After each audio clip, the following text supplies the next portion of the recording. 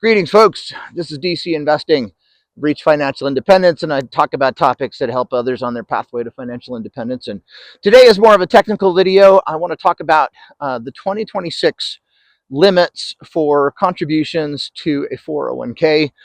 This is a topic for higher earners. So any of you out there, professionals in your jobs, earning good income, this one's for you. If you're trying to be a retire early, if you're in the fire community, financial independence, retire early.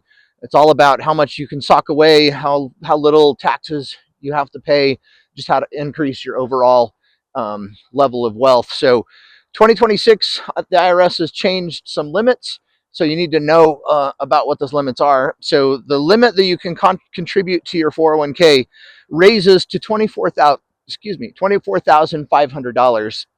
So if you were maxing out your limit last year, just know that when you get a raise, your contributions do not automatically increase every year. So you kind of have to manage your own planning on your paycheck to be able to say, I want to pull out $24,500 out of my paycheck, put it in my 401k plan, and you've got to figure out how much every pay period to contribute to be able to hit that full maximum. So just be aware. There's a lot of companies that their 2026 year actually starts in December.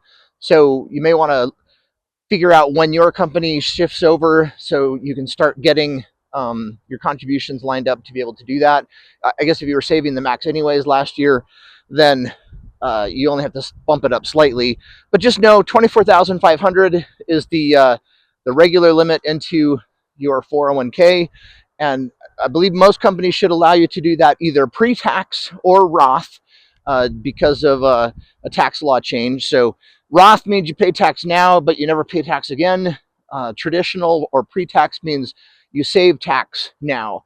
Now, the best time to use this pre-tax contribution is when you're a high wage earner and a higher tax bracket, assuming that you're going to retire later and be in a lower tax bracket or even the zero tax bracket.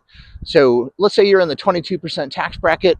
You're probably earning, I don't know, $180,000, $160,000, $170,000, $200,000. If you're earning more than that, you're in higher tax brackets. But this law will allow you to shelter $24,500 in your current tax bracket. And so if you're in the 22% tax bracket, that means you get a 22% gain on your investment, which is great.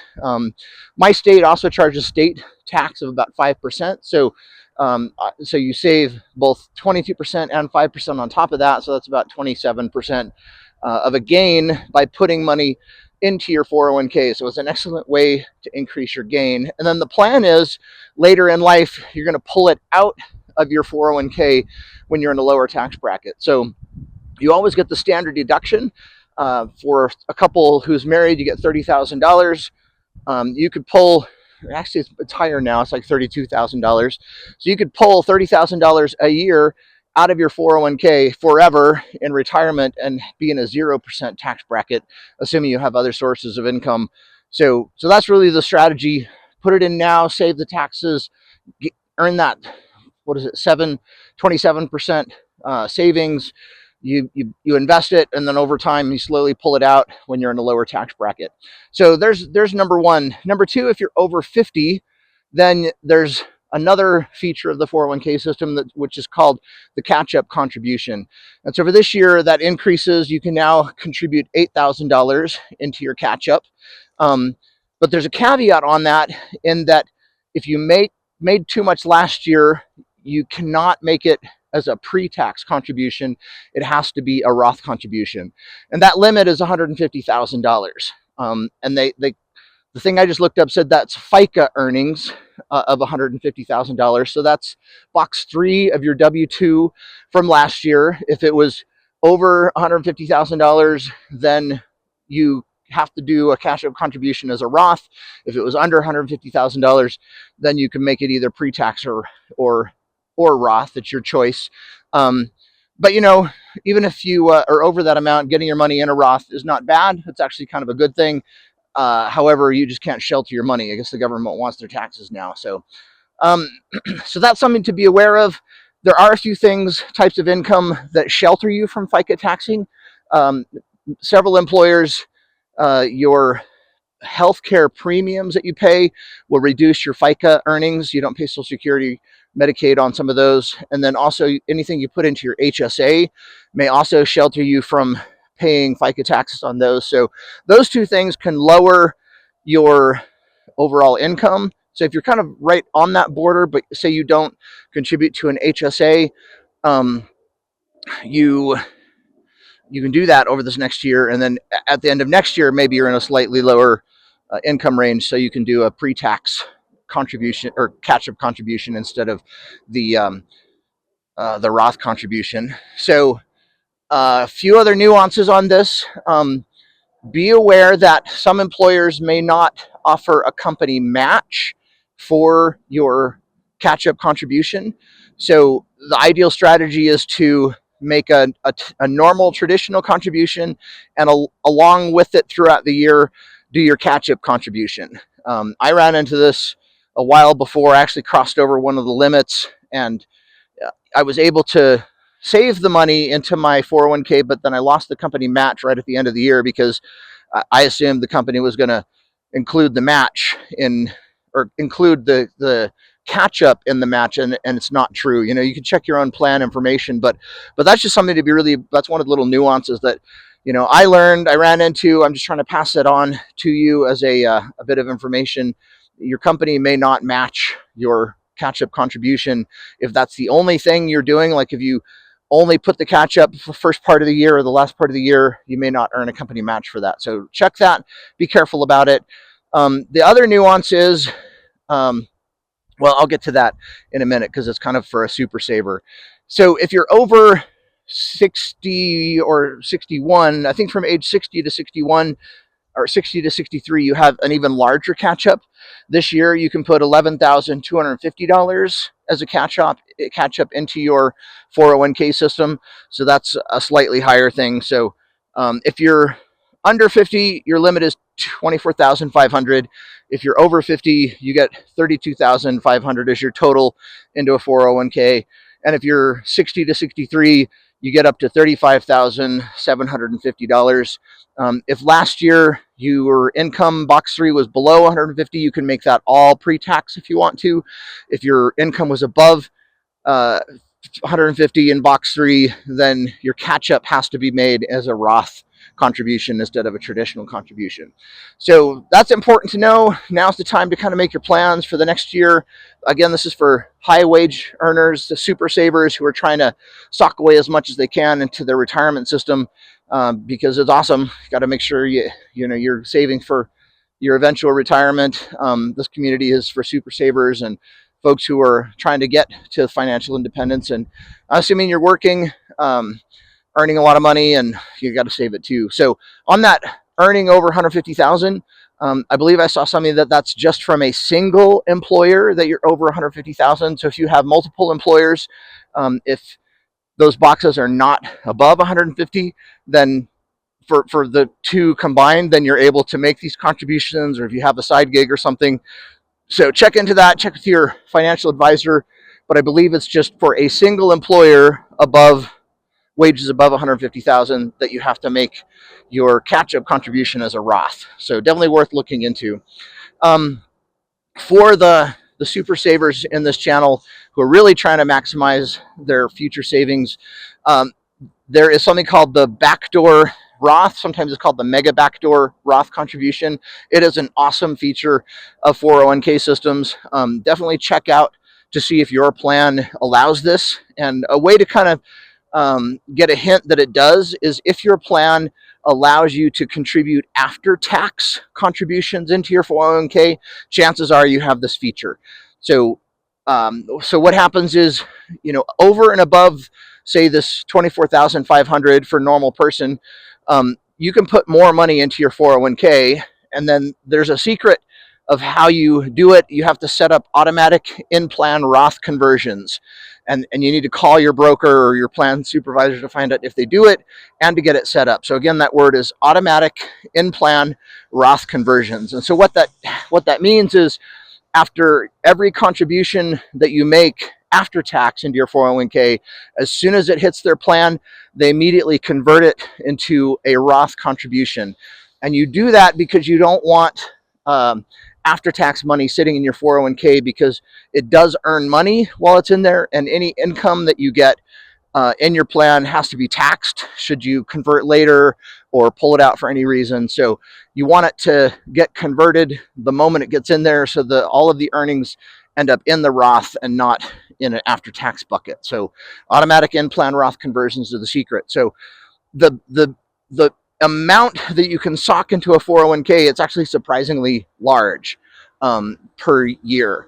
And so that limit goes up. The limit is $72,000 that you can get into a 401k system per year if you're under 50. That's a big number. So you're like, well, if I can contribute 24,500, but my limit's 72, what's up? What's up with that? I don't get it.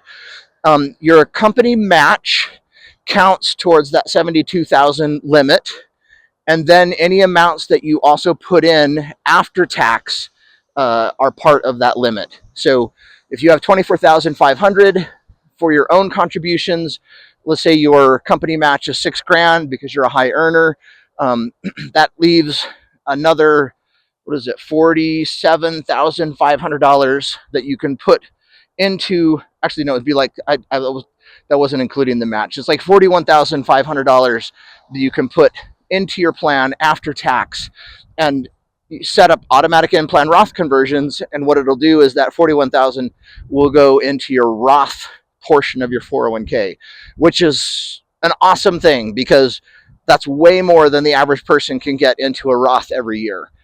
Normal people can only put $8,000 into a Roth in a traditional IRA, but if you have this 401k system, you get another 41,500. So the three sources between what you contribute, what your company contributes, and your after-tax automatic in-plan Roth conversions are $72,000 for this year if you're under 50. If you're over 50, your limit turns into $80,000. And if you're over 60, your limit, I wrote it down here someplace, is more than that. It's, I can't find it. Because you get the 11,000, it bumps you up. It's like 83,000 something that you can sock into your 401k plan. So if you're a super saver, putting in $80,000 into a 401k is an awesome amount of saving. The only way you can do that is if you've controlled your expenses, and or you have investments that pay off dividends or capital gains or something else that pay your normal expenses. But this is a super strategy. 72,000 if you're under 50, 80,000 if you're over 50. It's like 83,500 or 83,725. I think if you're 60 to 63, you can get into your 401k system in the year 2026. So let's see. There is another little nuance to say.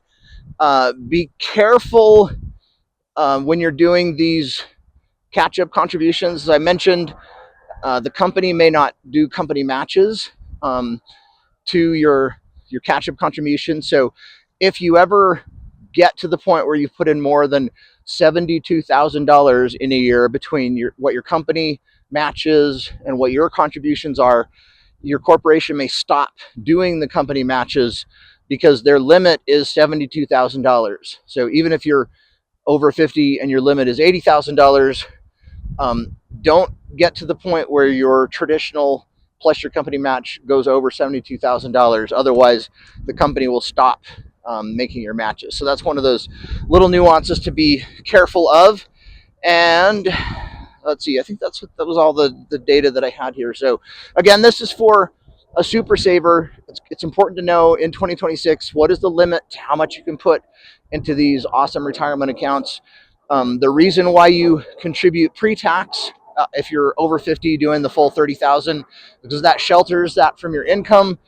If you're saving 27%, what is that on a $30,000 thing? It's like you get a $7,000 or $8,000 gain because you understand this process and put the money into your account. You don't pay that $7,000 or $8,000 in taxes this year. You're going to delay it, pay it in the future.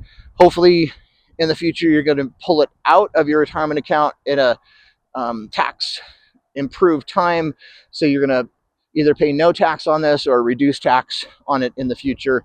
And it's a super way of really juicing up your overall assets for the future. So again, this is some nuances into the tax law. If you have questions, I'm not a tax advisor.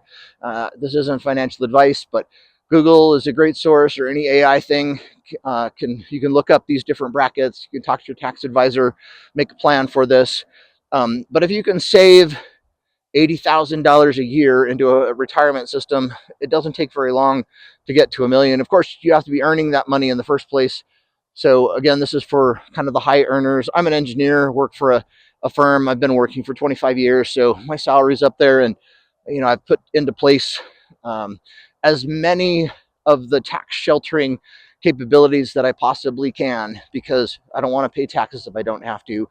I'll do some other videos on some other things, but along with that, just know that you can put that whole $80,000 into your account, into the 401k if you're over 50 in 2026 year. You can also do an IRA in your wife's name, or other significant other. That's $8,000, and you can do that pre-tax. And then you can also make an IRA contribution, personal IRA, but because you've maxed out your pre-tax 401k, you cannot do pre-tax IRA. It has to be a Roth IRA, but it allows you to pump another $8,000 into your personal Roth.